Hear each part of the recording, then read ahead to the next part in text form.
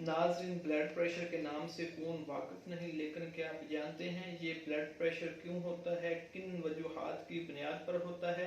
अगर आप ये नहीं जानते तो आपको ये वीडियो पूरी देखनी चाहिए। ख़वातीन और हज़रात, खून जिन नालियों में सफ़र करता है ये नालियाँ 3 तरह की होती हैं। एक किस्म आर्टरीज, जबकि दूसरी किस्म को कैपिलरीज और तीसरी किस्म को वेन्स कहते हैं। सबसे पहले बात करते हैं आर्टरीज की। हमारे जिस्म में 2 तरह का खून गर्दिश करता है, जिसमें एक ऑक्सीजन वाला खून, दूसरा जिसमें ऑक्सीजन नहीं होती।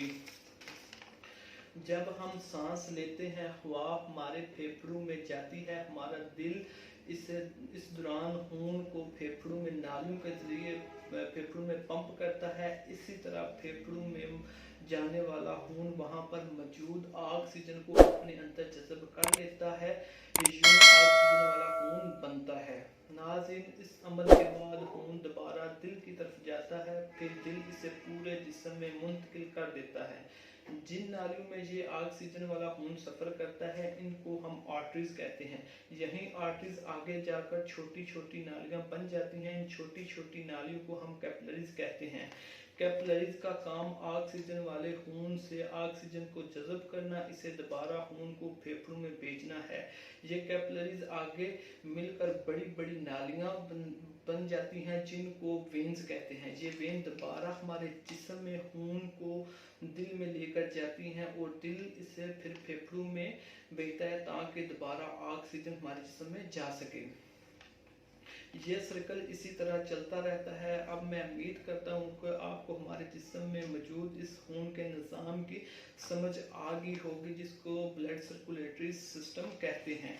तो अब हम बात करते हैं ब्लड प्रेशर की। जब हम ज़्यादा चिकनाई वाली ग़िज़ा इस्तेमाल करते हैं तो ये चिकनाई हमारी नालियों में जमा होना शुरू हो जाती है। आस्ता आस्ता खून के गुजरने का रास्ता तंग होना शुरू हो जाता है। अब खून जिस रफ्तार के साथ दिल से आ रहा होता है, इसी रफ्तार से आगे गुजर रहा होता है, मगर क्योंकि आगे चिकनाई की वजह से रास्ता तंग हो चुका है, इससे खून नालियों में दबाव डालेगा। इस दबाव को खून का दबाव कहते हैं या ब्लड प्रेशर कहते हैं।